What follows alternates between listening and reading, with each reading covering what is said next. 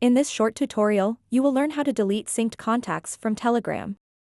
Sometimes, when you use Telegram, it syncs your phone contacts. This can lead to many unwanted contacts appearing in the app.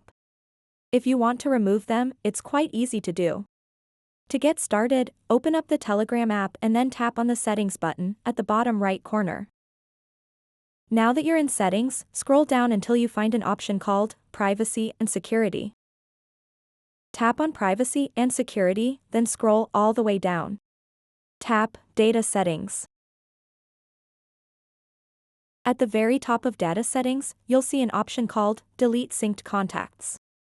Go ahead and tap on it. After tapping, a confirmation pop-up will appear. This warning informs users that deleting synced contacts will remove them from Telegram's servers.